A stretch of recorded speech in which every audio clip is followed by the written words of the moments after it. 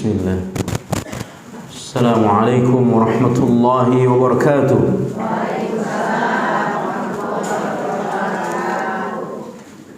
Alhamdulillahi rabbil alamin.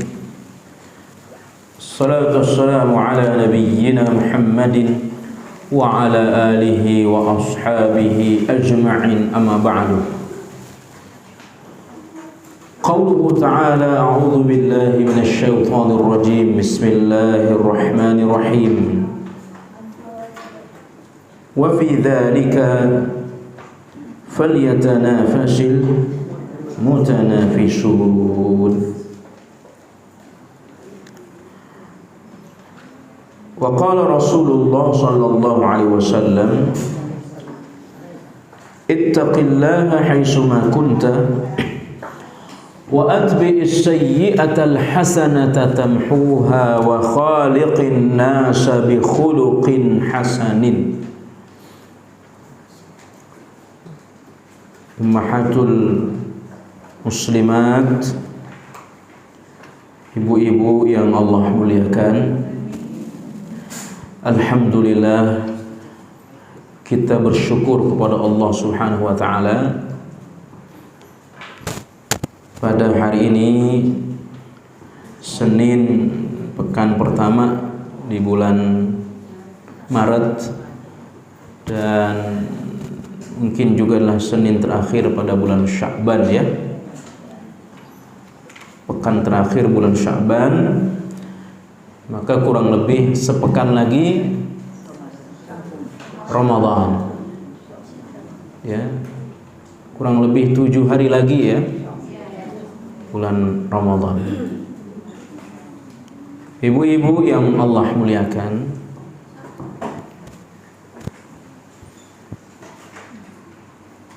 sebagai seorang mukmin, maka mesti bergembira, senang, ya, seiring dengan semakin dekatnya bulan Ramadan. Oleh sebab itulah di dalam hadis yang sahih, ketika Nabi menyebutkan tentang 3 orang yang paling merugi, yang kemudian kami sampaikan ada 3 nikmat besar.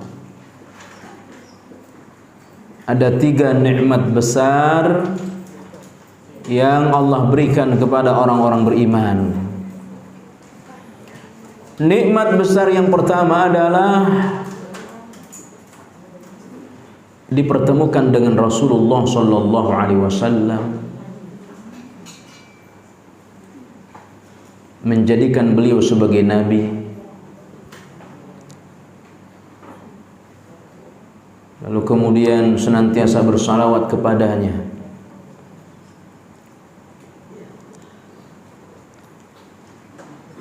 Oleh sebab itulah Allah sebutkan bahwa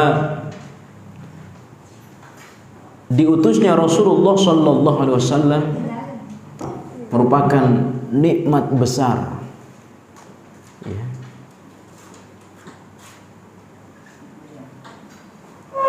Karenanya para sahabat, terutama orang-orang Madinah, ketika mereka mendengarkan kabar, berita bahwa Nabi Muhammad sallallahu alaihi wasallam akan datang ke kota Madinah, mereka menunggu betul kedatangan Nabi. Setelah terjadinya peristiwa hijrah. Hijrah itu yang pertama ke Habasyah, satu wilayah yang dipimpin oleh Raja Heraklius atau Raja Hercules, ya. Hijrah pertama. Hijrah kedua adalah hijrah ke Taif, ke Yathrib. Gelombang pertama Umar bin Khattab kemudian Nabi bersama Abu Bakar.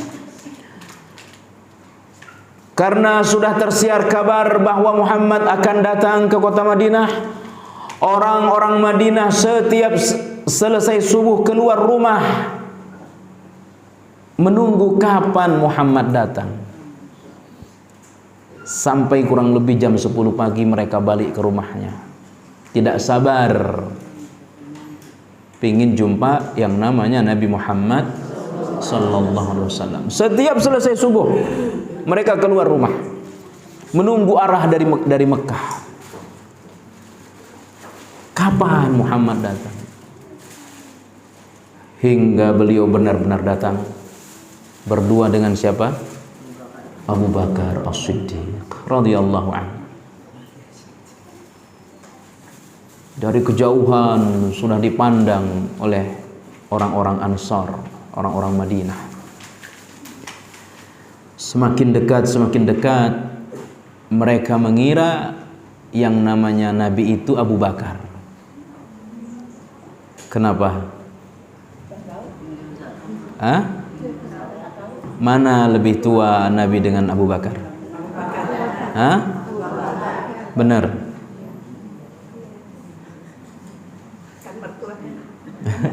Belum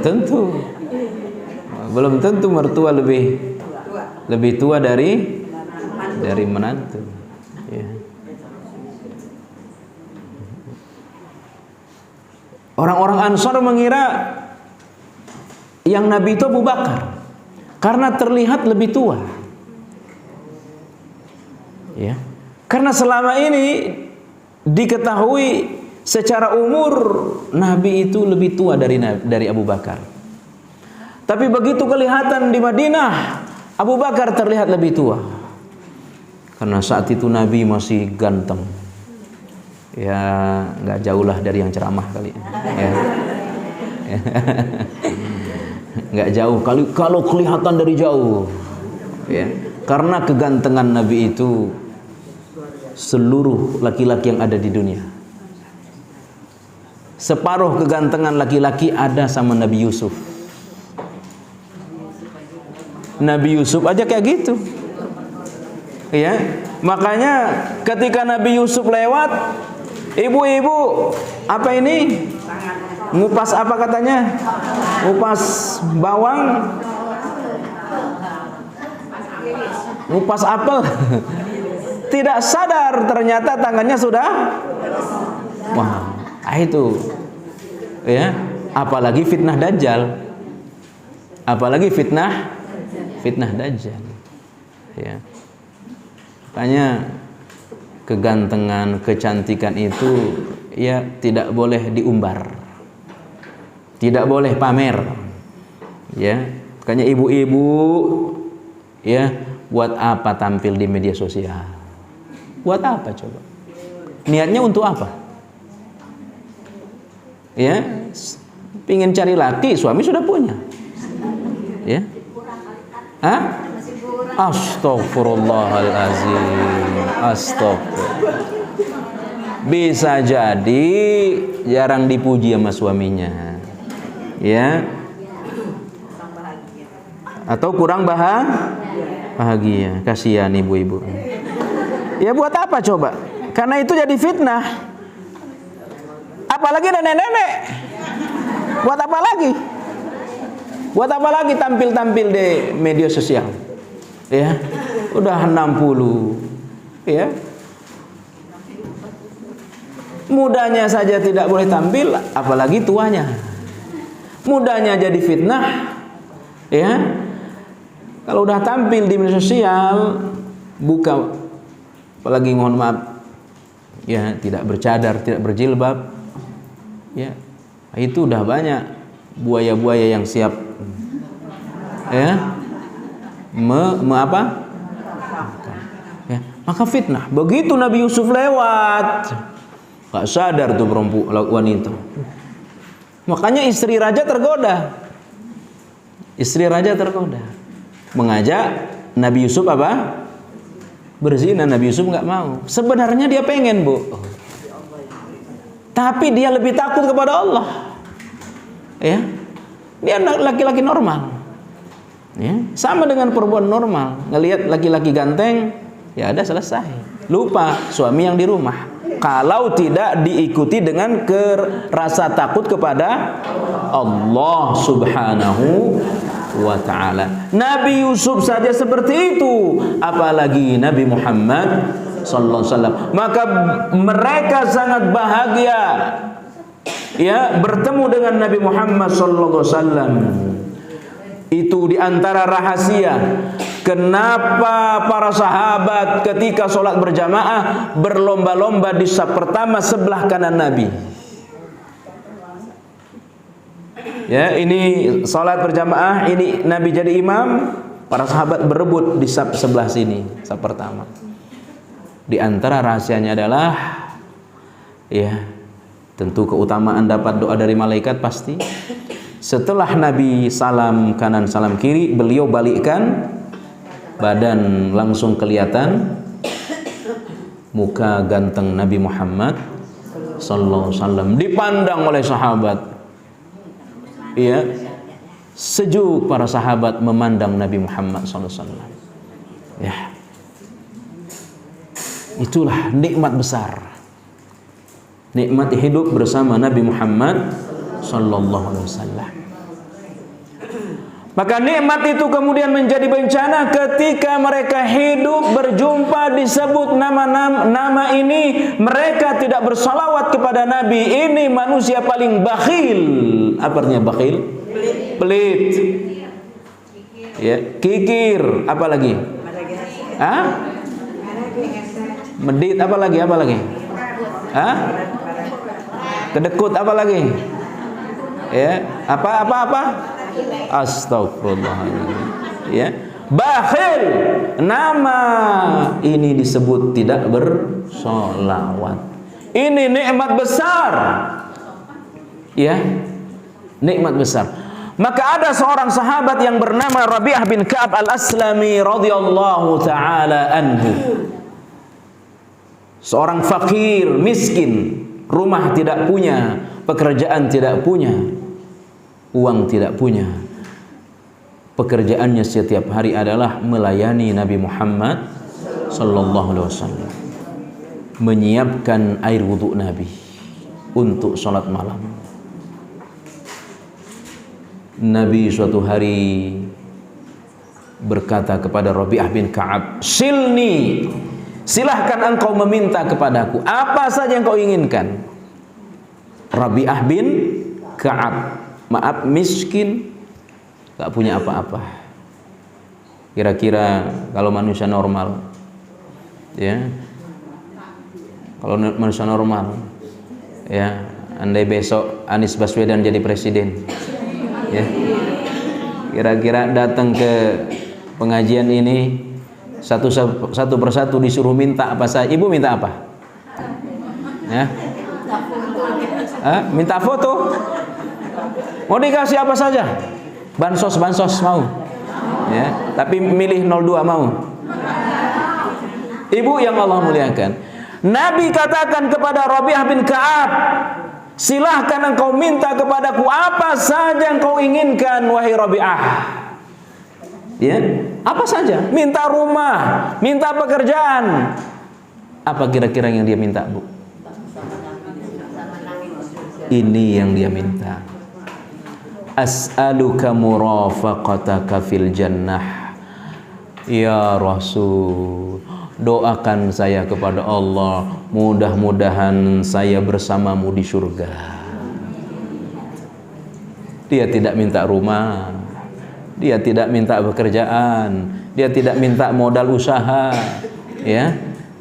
Tidak ada yang dia minta. Yang dia minta adalah as'aluka murafaqataka fil jannah.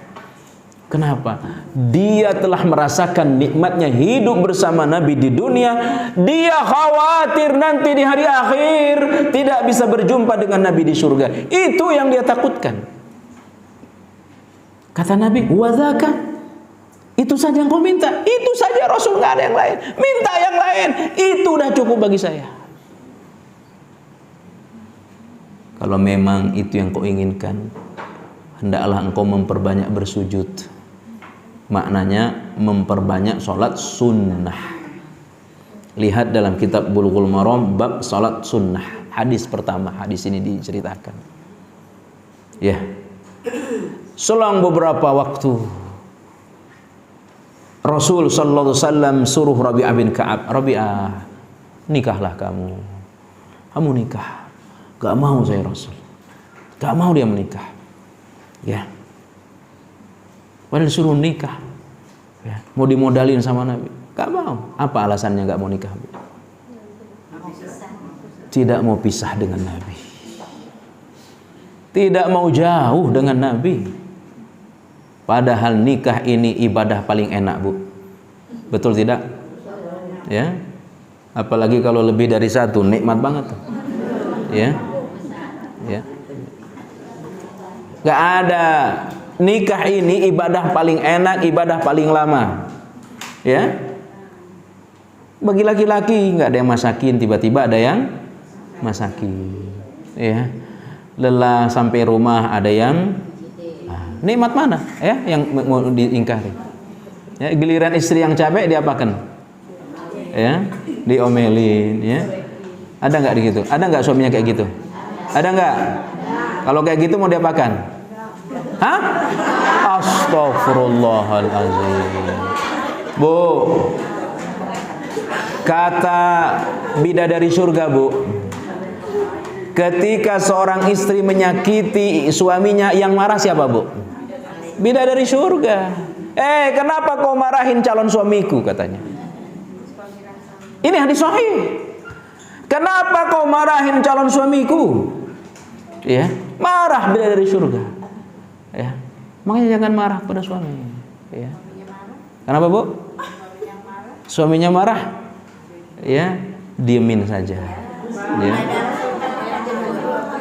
Ya, kalau perempuan nggak ada bidadaranya. Ya, mudah-mudahan ibu semua jadi bidadari surga. Ya, makanya kalau suami itu nanti jatahnya banyak di surga. Ya. Tapi ada yang bilang gini, ceramah nanya ke saya, "Ustadz, katanya kalau suami masuk surga dapat istri banyak di surga." Betul, Bu, saya katakan. Boleh gak saya doa kepada Allah, "Ya Allah, masukkan saya dengan suami saya di surga, ya Allah, cuma jangan kasih bidadari selain saya, ya Allah," katanya. Dia nggak ngizinin suaminya dapat istri bidadari surga. Boleh nggak kayak gitu? Ya, nggak boleh, Bu, itu jatah. Ya, ini jatah. Ya. Jadi Rabi'ah bin Ka'ab tidak mau menikah karena dia tidak mau berpisah dengan Nabi Muhammad sallallahu alaihi wasallam. Padahal ibadah ini nikmat yang enak, ya, ibadah yang paling panjang. Begitu saya terima nikahmu, maka sejak saat itu kita ibadah sampai kemudian ada yang meninggal. Ibu ada yang sudah usia pernikahannya 40 tahun ada? Ada? Masih ada pasangannya? Berarti ibu telah beribadah selama 40 tahun. Ibadah, Bu. Ya. Ini ibadah paling lama. Karena itu Nabi membenci umatnya yang tidak mau menikah. Namanya tabattul.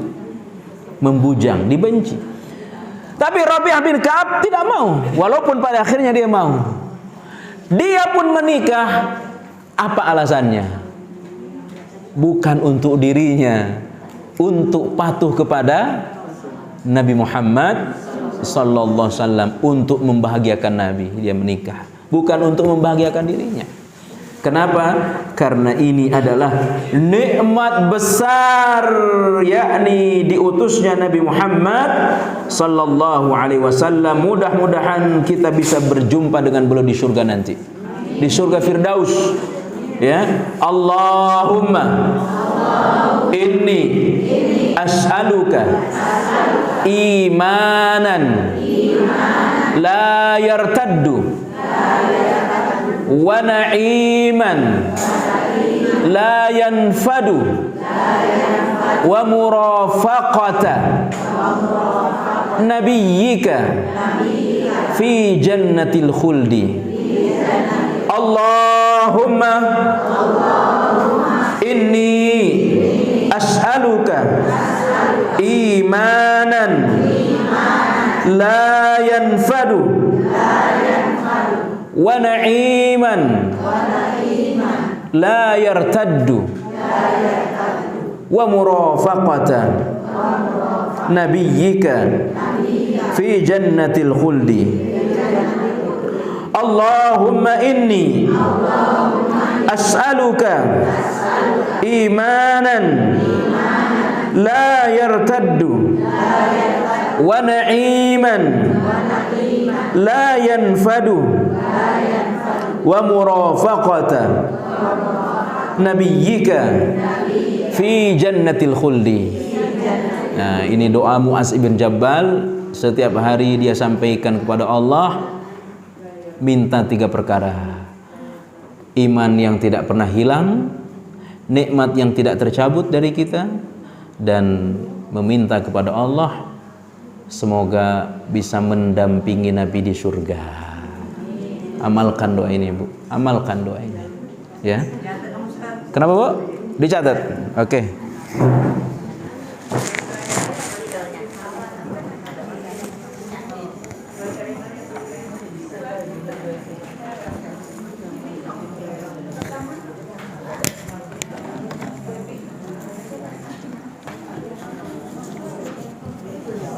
Dihapusin ya?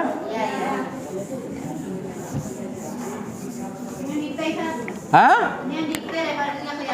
Oh, dikte aja. Gimana? Oh, di-share aja.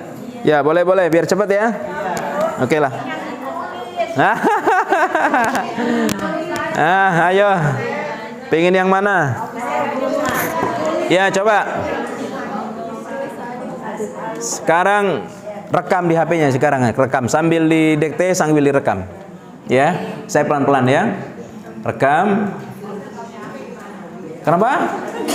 Aduh, nggak punya HP. Ya. Rekam, tulis. Ya. Allahumma. Udah ditulis? Doa agar kita dekat dengan Nabi di surga. Ya. Saya baca, Ibu nggak usah ikuti dulu, biar rekam dulu ya.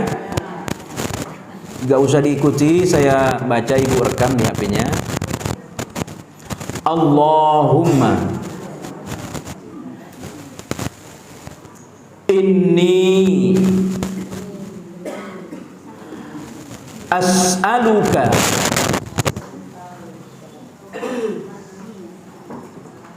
imanan la yartaddu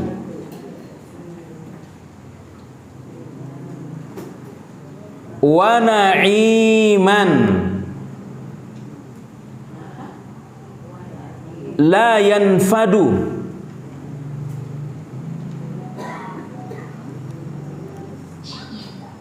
wa murafaqata nabiyyika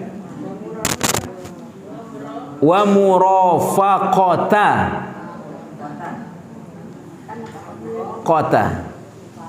nabiyyika fi jannatil khuldi. Fi jannatil khuldi. Ya. Fi jannatil khuldi. Oke, cukup ya? Ulang lagi? Hah? Oh, sekali lagi. Ikuti saja, ikuti lagi. Udah direkam kan? Allahumma inni as'aluka imanan la yartaddu wa na'iman la yanfadu wa murafaqata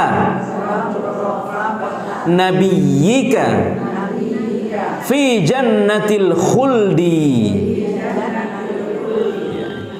Cukup? Oke. Lanjut ceramahnya. Sudah hafal Bu ya? Saya ngelihat ini baca sekali sudah pada hafal ya. Masih muda-muda soalnya ya. Masih 20-an tambah 40 ya. Ya, ini nikmat besar pertama. Nikmat bertemu dengan Nabi Muhammad sallallahu alaihi wasallam. Bagi kita di dunia tidak mungkin, tapi mudah-mudahan kita bisa ketemu Nabi di surga. Itu doanya, amalkan. Yang kedua, nikmat besar yang kedua adalah nikmat masih punya kedua orang tua. Ini nikmat besar yang kedua. Nikmat memiliki orang tua atau satu di antara keduanya. Kenapa Bu? Kalau nggak ada dua-duanya nanti saya bahas. Masih pada punya orang tua Bu? Ya, tapi masih banyak yang punya kan? Ya, nggak ada. Ya, saya bahas yang masih punya, nanti yang tidak punya. Orang yang masih punya orang tua itu, keberadaan orang tua adalah pintu surga paling tengah, kata Nabi.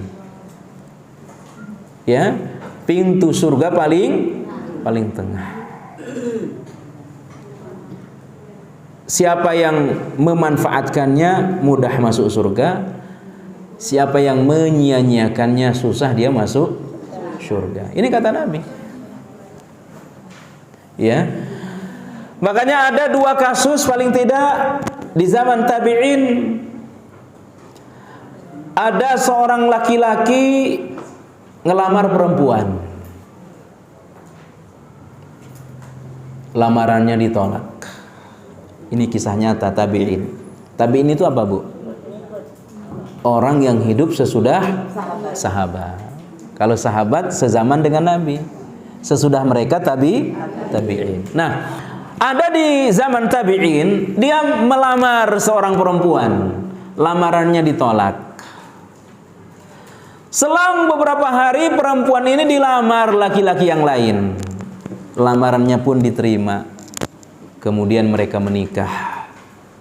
Akhirnya cinta ditolak, pedang bertindak. Dibunuhnya di perempuan. Ya, itu. Makanya ada istilah cinta apa? Ya. Ah, itu. Kalau ini pedang. Ya. Makanya nggak ada istilah cinta buta, Bu. Kalau yang ngelamar pakai mobil nggak buta itu mata. Walaupun mobilnya bisa jadi mobil sewaan, ya. Jadi sesudah mereka menikah, perempuan ini dibunuh, Bu. Ya, benar, ini kisah nyata. Akhirnya dia bertanya kepada Ibnu Abbas. Siapa Ibnu Abbas? Sahabat Nabi, sepupu Nabi, bapaknya Abbas bin Abdul Muttalib. Adik kakak dengan bapak Nabi. Siapa nama bapak Nabi? Abdullah bin Abdul Muttalib. Adiknya Abbas punya anak namanya Ibnu Abbas, sepupu Nabi Muhammad sallallahu alaihi wasallam. Wahai Ibnu Abbas, saya ingin bertaubat. Ya, karena saya telah melakukan ini. Apa kata Ibnu Abbas, Bu? Apa ibumu masih hidup? Ya, apa ibumu masih hidup? Ibu saya masih hidup, katanya. Ya, ibu saya masih hidup. Nah, dialog ini diketahui oleh seorang tabi'in yang lain. Kaget dia, heran dia. Dia ingin tahu bagaimana cara bertobatnya. Kenapa engkau tanya ibunya masih hidup? Apa kaitannya tuh dengan dosa dia membunuh dan ibunya masih hidup? Jawabannya adalah, saya tidak tahu kebaikan apa yang pantas dia lakukan untuk menebus dosanya selain berbakti kepada orang tuanya. Dalam hal ini apa? Ibunya. Ya. Saya tidak tahu katanya. Maka ini anugerah besar, nikmat besar manakala kita masih punya ibu, orang tua, apalagi ibu. Makanya pernah saya sampaikan kajian surah Al-Ahqaf ayat 15. Masih beberapa pertemuan yang lalu itu saya sampaikan. Ya. Saat usia kita sudah 40 tahun, hal yang mesti kita lakukan diantaranya lebih berbakti kepada orang tua. Kenapa?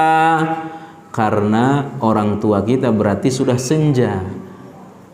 Saat umur kita sudah 40, berarti ibu kita kurang lebih 60 tahun ke atas, sudah senja. Biasanya orang kalau sudah berumur 40 tahun itu sibuk dengan anaknya, sibuk dengan pasangannya, bisa juga dia sudah punya cucu. Ya, sibuk dengan keluarganya sendiri, sehingga kadang-kadang orang tua terabaikan. Itu makanya saat umur di atas 40 harus lebih berbakti ke orang tua. Ya, ini nikmat besar jumpa orang tua. Dan lebih nikmat lagi, Bu, ketika orang tua serumah dengan kita. Ini nikmat paling besar. Ya. Makanya kalau sudah senja, mestinya anaknya rebutan, ibu mesti dengan saya, yang lain harus dengan saya. Ya. Rebutan. Ya.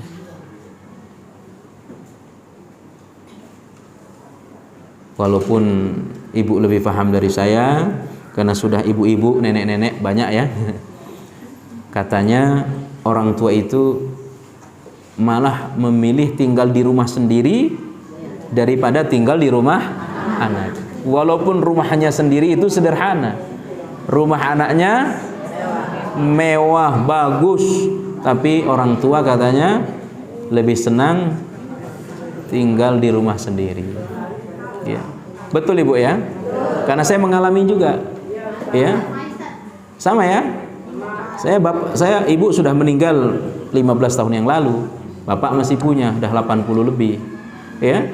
Kakak perempuan saya dua-duanya punya rumah. Nggak mau tinggal di rumah.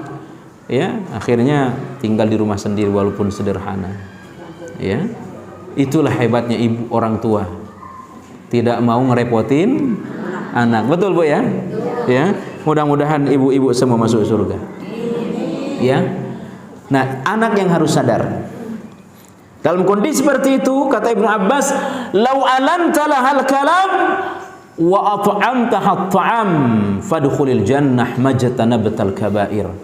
Ketika orang tuamu sudah senja, andai engkau berkata lembut kepadanya, memberi makan kepadanya, engkau akan masuk surga selama engkau menjauhi dosa-dosa besar. Karena ibu lebih paham, yang paling dibutuhkan oleh orang yang sudah tua bukan makanan yang mewah, tetapi ucapan lembut dari anaknya, kasih sayang dari anaknya. Orang tua paling membutuhkan dari anaknya adalah anaknya punya waktu untuk orang tuanya.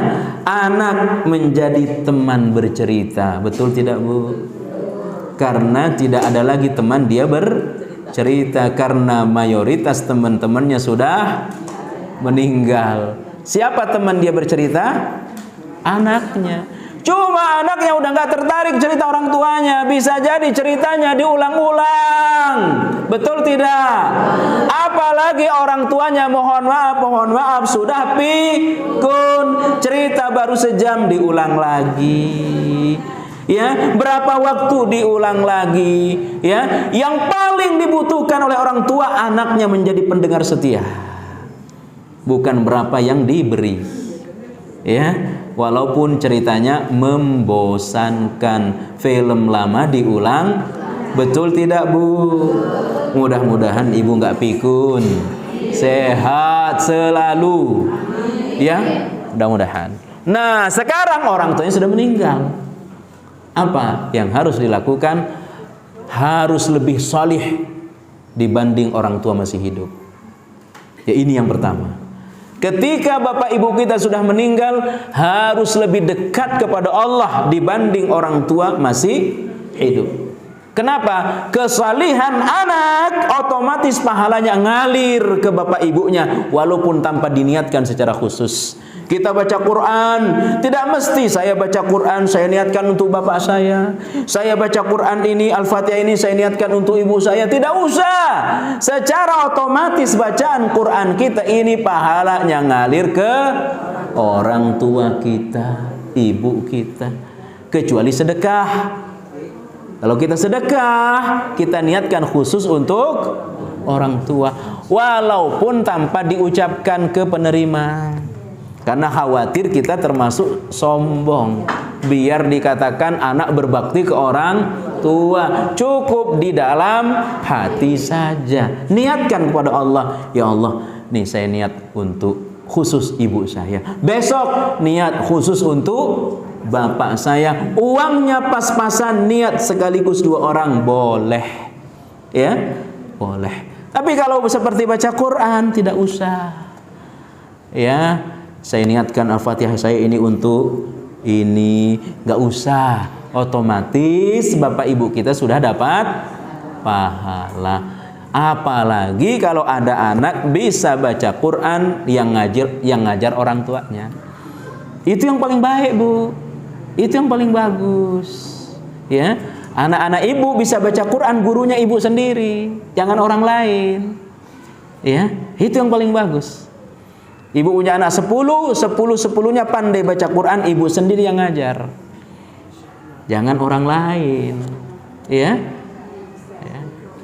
Kecuali keadaan apa? Mohon maaf, bisa jadi guru, bisa jadi juga ibunya mohon maaf tidak terlalu lancar, pengennya anaknya lebih lancar dari ibunya, makanya manggil guru. Nah, itu keadaan lain. Tapi kalau ibu lancar, ibu sendiri yang ngajar. Kenapa? Ibu meninggal, anaknya baca Quran, pahalanya ngalir terus ke ibu. Ya. Anaknya punya anak lagi. Dalam artian sudah kategori sebagai apa, Ibu? Cucu. Maka pahala cucu ngalir lagi ke neneknya. Hah? Itulah pentingnya ibu ini belajar tahsin, ya, agar pulang dari sini jadi guru untuk anak cucu, paling tidak untuk tetangga. Mudah-mudahan ibu lancar semua baca Quran. Ya, tentu yang lain ada. Ya, infak secara khusus untuk orang tua. Kalau ada rezeki, ibu sudah haji, badalin orang tua haji atau umroh, ya. Bangun masjid untuk orang tua, ya. Kalau orang Arab paling senang tuh bangun masjid, nama masjidnya nama orang tua. Orang Arab paling senang, ya, sebagai wujud bakti, ya. Nah, ada pertanyaan? Ntar dulu, masih ceramah.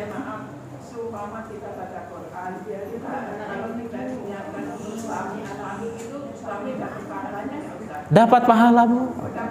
Ya, dapat pahala. Ya.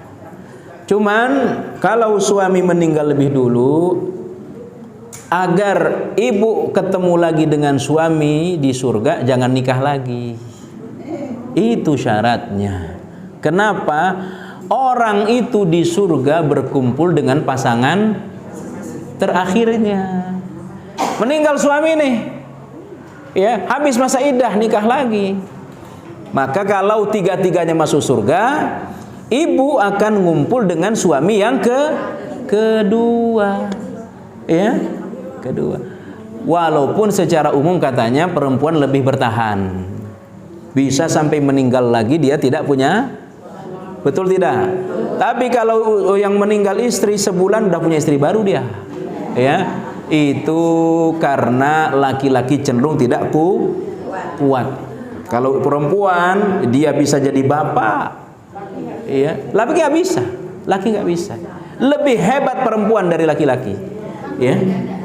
Kalau perempuan bisa segala-galanya, ya. Makanya tidak sedikit di zaman Nabi janda itu tidak menikah, ya. Itu banyak di zaman Nabi Muhammad sallallahu alaihi wasallam, ya. Kecuali perempuan yang agak sableng-sableng dikit lah, ya. Ya, habis masa iddah, udah punya pasangan, ya. Bahkan anak yang sudah ada malah ditinggal ikut suami. Tapi di sini nggak ada, baik-baik semua ibu bisa. Ya, saya sambung dulu Bu, nanti tanya jawabnya nanti ya. Yang ketiga, nikmat besar yang ketiga adalah nikmat berjumpa dengan bulan Ramadan. Nah, inilah 3 nikmat besar. Nikmat berjumpa dengan bulan Ramadan. Kurang lebih nih berapa hari lagi? 7 hari lagi. Sangat dekat Bu. Kita sudah melewati berarti 11 bulan 20 hari. Sisa 7 hari lagi. Kalau secara akal manusia, secara akal nih Bu ya, masa yang 11 bulan 20 hari kita lewati bisa, masa 7 hari nggak bisa? Itu kan secara akal. Ya, memang 7 hari sangat dekat. Tapi yang lebih dekat adalah kematian. Ya, kita ini kan semua nunggu saja, nunggu giliran. Bisa saya lebih dulu yang dengar berita ibu meninggal, atau ibu lebih dulu yang disolatin, ya bisa saja itu, ya nggak ada bedanya. Ya, sama-sama nunggu mati. Cuman roman-romannya, ya ini ya 20 tahun lagi lah masih ada kesempatan, ya. Jadi nikmat besar yang ketiga adalah nikmat berjumpa dengan Ramadan. Oleh sebab itu, orang-orang saleh tempo dulu meminta kepada Allah dipertemukan dengan bulan Ramadan 6 bulan sebelum masuk bulan Ramadan. Mereka minta kepada Allah, ya Allah, sampaikan kami ke bulan Ramadan, sampaikan bulan Ramadan kepada kami, terimalah ibadah-ibadah Ramadan kami. Itu mereka panjatkan kepada Allah 6 bulan sebelum Ramadan, setiap hari doa kepada Allah.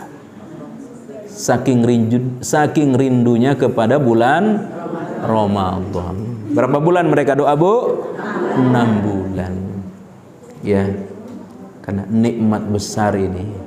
Nah, karena Ramadan ini semakin dekat, apa yang harus kita persiapkan untuk menyambut nikmat besar ini? Yang pertama adalah tadi terus berdoa tiap hari, ya. Kita berdoa setiap hari, mudah-mudahan kita benar-benar dipertemukan oleh Allah dengan bulan Ramadan. Berdoa ya, ad-du'a bi ayyablughallahu syahra Ramadan. Teruslah engkau berdoa semoga Allah mempertemukan engkau dengan bulan Ramadan. Tapi tidak cukup sekedar itu doanya Bu. Wa anta fi sihhatin wa afiyatin. Dipertemukan dengan bulan Ramadan dalam keadaan sehat wal afiyah. Ya. Tadi saya sedang duduk di masjid habis sholat subuh, zikir pagi, disamperin oleh salah seorang jamaah. Gimana ini saya Ustaz? Masih muda Bu. Masih 50-an lah. Kenapa Pak? Saya ini sudah 2 tahun nggak bisa puasa Ramadan. Jantung, ya harus konsumsi obat tiap hari 3 kali sehari. Masih muda 50 tahun. Akhirnya udah 2 tahun nggak puasa. Ya, dan tidak bisa diganti. Kenapa? Karena setiap hari harus minum obat. Ya. Besok nggak puasa lagi. Ya. Makanya tidak cukup sekedar minta dipertemukan Ramadan. Harus minta kepada Allah sehat afiah. Mudah-mudahan ibu sehat selalu, ya. Kemudian yang kedua adalah persiapan kita ya, bergembira terus, bahagia, bergembira. Ya, layaknya kita akan kedatangan tamu istimewa, lama dinanti, lama ditunggu. Betapa bahagianya tuh orang. Ya, maka kebahagiaan berjumpa dengan Ramadan itu luar biasa. Ya. Yang kebahagiaan kita itu tergambar dengan ucapan alhamdulillah wa syukru ala bulughih. Terus mengucapkan alhamdulillah, syukur pada Allah kita masih sampai sekarang. Sudah 11 bulan Allah kasih kesempatan. Mudah-mudahan ya Allah sampaikan kami ke Ramadan ya Allah. Harus gembira, senang, ya, bahagia. Yang ketiga, persiapan menyambut Ramadan adalah banyak bertobat kepada Allah. Banyak bertobat. Banyak memohon ampun.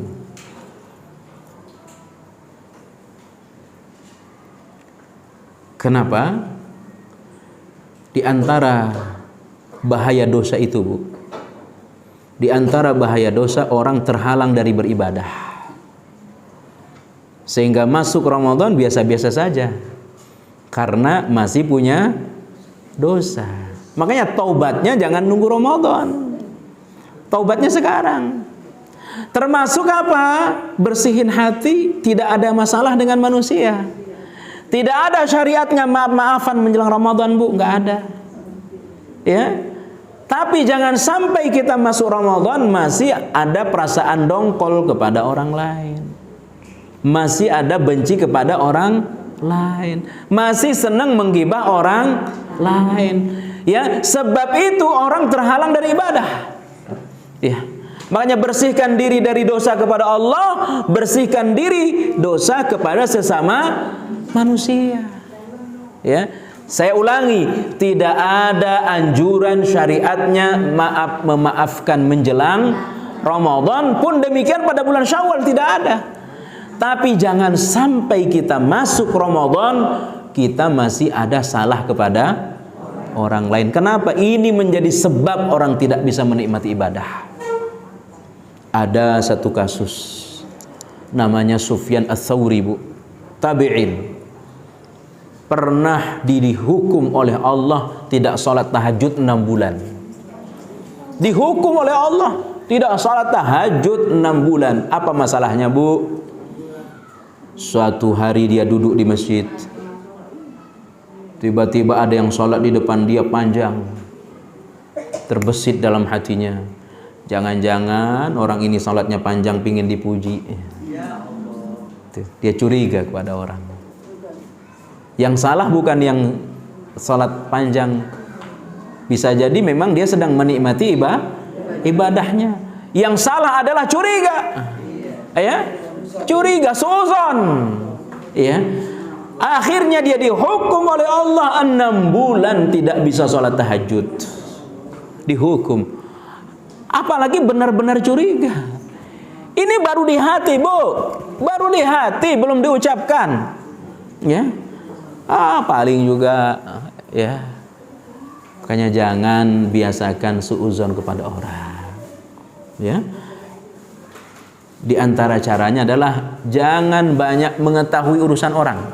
Kenapa orang menggibah, Bu? Karena tahu urusan orang. Coba nggak tahu urusan orang, nggak mungkin dia gibah. Ya, makanya kurangi mengetahui urusan orang. Ya, kalau istilahnya apa tadi? Kepo. Ya.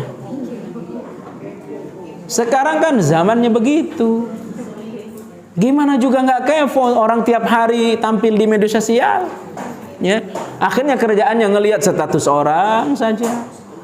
Pekerjaan ngelihat, ya, kalau yang nenek-nenek enggak, yang muda-muda 40 ke bawah masih main Facebook, ya. Ngelihat gimana, lagi di mana dia nih. Ya, tampil paling juga pingin dipuji nih. Itu selesaikan urusan dengan orang sebelum masuk bulan Ramadan. Kalau masih punya utang segera bayar, Bu. Ya, apalagi kalau ada masalah dengan orang tua, selesaikan. Ada masalah dengan suami, selesaikan. Ada masalah dengan anak, selesaikan. Ya, siapa yang lebih baik di antara dua orang yang bermasalah? Yang lebih dulu menyapa. Yang lebih dulu menyapa, yang lebih dulu minta maaf. Karena yang susah itu waktu berhubungan dengan orang mengakui kesalahan, itu yang susah. Ya, masa saya yang salah? Minta maaf lah. Emang siapa dia? Orang dia yang salah, masa saya minta maaf? Dia pun yang kedua berkata begitu. Ya.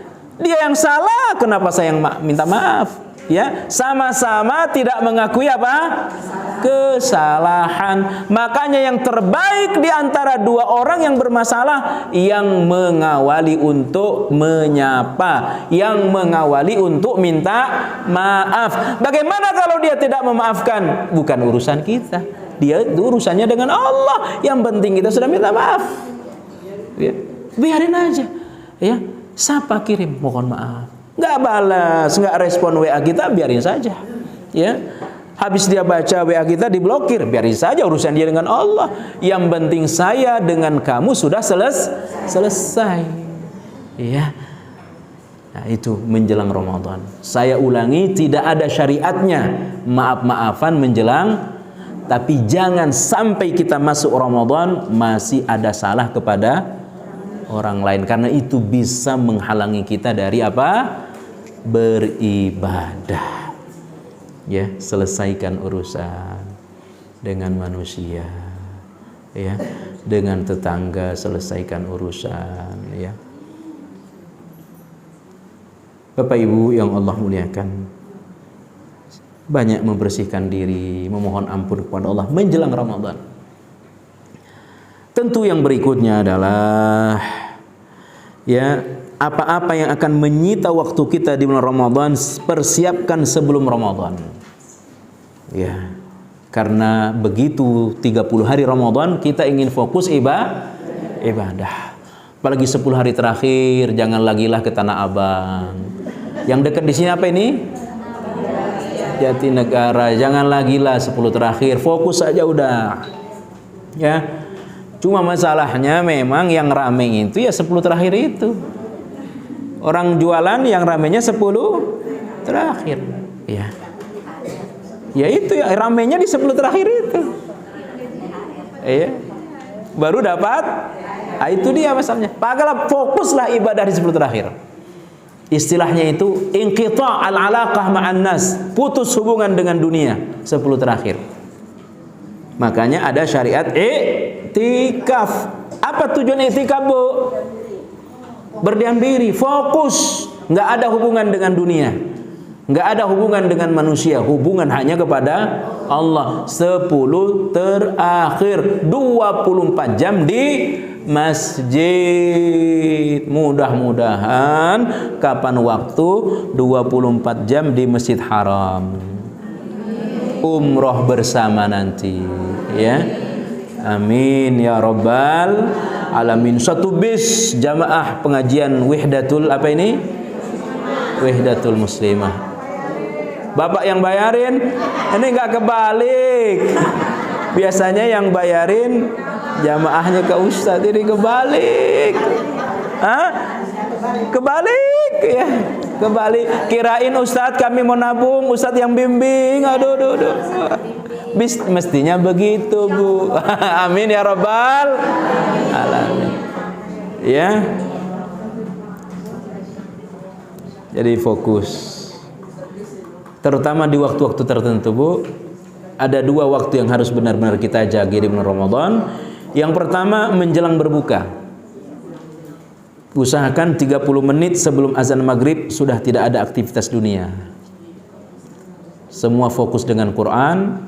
5 menit menjelang azan fokus doa. Ya, paling tidak 30 menit.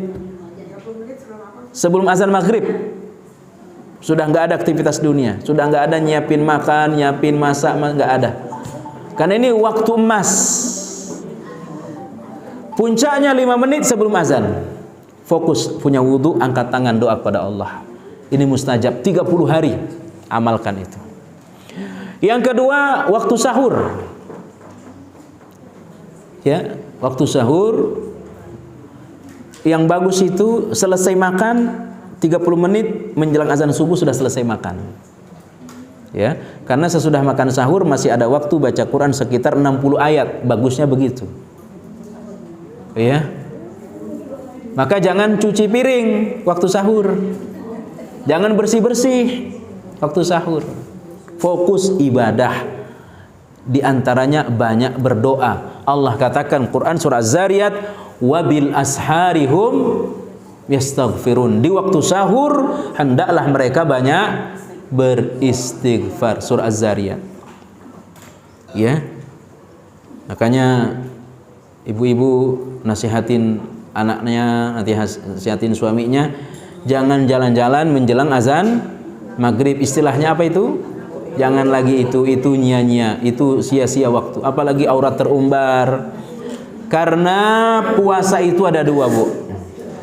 Ada yang membatalkan puasa, ada yang membatalkan pahala puasa. Yang membatalkan puasa apa, Bu? Makan sengaja. Kalau nggak makan 2 piring nggak apa-apa. Ya, tapi jangan bilang ke suaminya, nanti kamu lihat saya makan jangan diingetin ya, itu saya sedang lupa. Ya, kalau nggak ingat nggak apa-apa, terus saja terus. Ya, minum sengaja, jima sengaja. Kalau nggak sengaja jima nggak apa-apa, terusin, Bu. Ya, terusin. Tapi tiba-tiba ingat, nanggung nggak apa-apa. Ya, nggak boleh. Kalau ingat langsung selesai. Nah, itu perkara yang membatalkan puasa. Ada yang kedua, Bu, yang membatalkan pahala puasa. Sah puasanya, tapi pahalanya nggak ada. Rugi, Bu. Ya, rugi. Allah nggak butuh lapar hamba.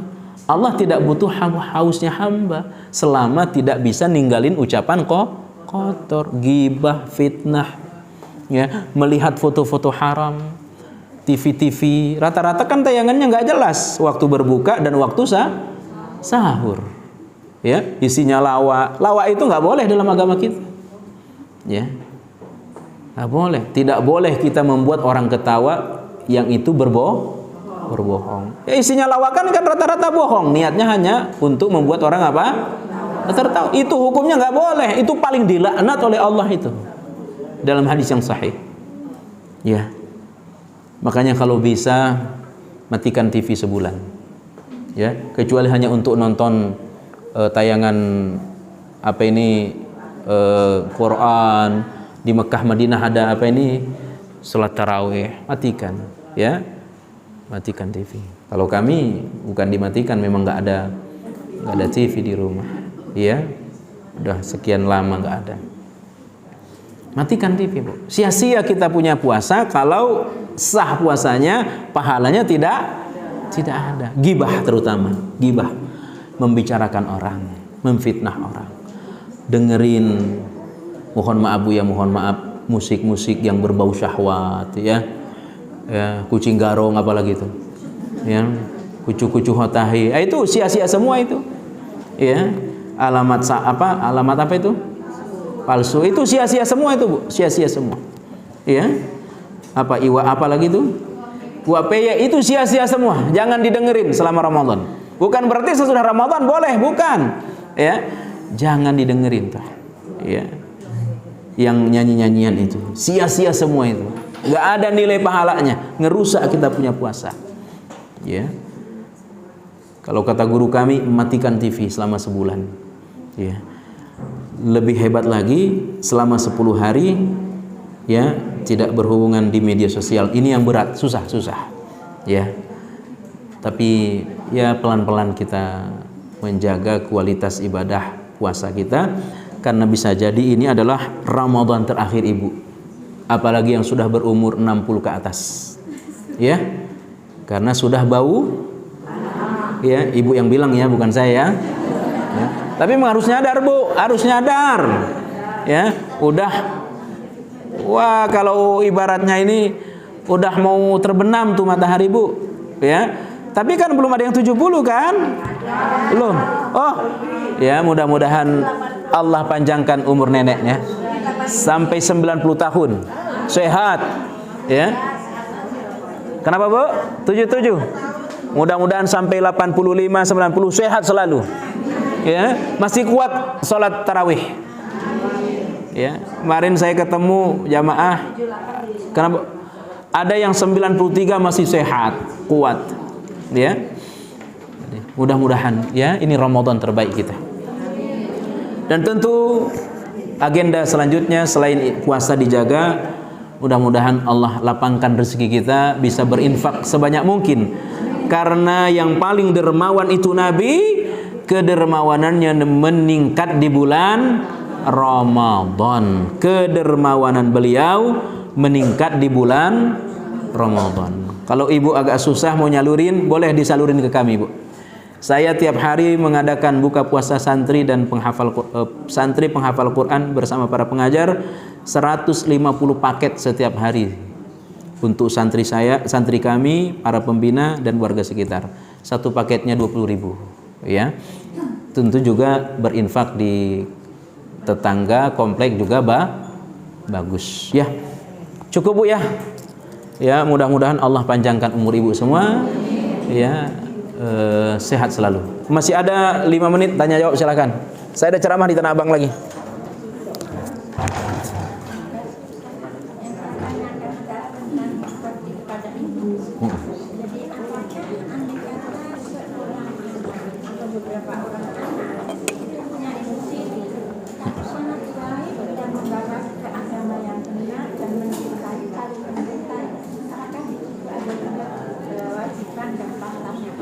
Iya. Kita berbakti ke ibu tiri sama halnya kita berbakti kepada bapak. Karena dia sudah menjadi istri dari bapak kita. Ya, kalau ada anak durhaka kepada ibu tiri sama dengan durhaka kepada bapak. Karena itu menyakiti perasaan bapaknya. Ya. Sama dengan menyakiti perasaan. Maka bahagiakan lakukan sesuatu yang bisa membahagiakan bapak kita. Apa itu? Berbuat baiklah kepada istrinya yang merupakan ibu tiri kita.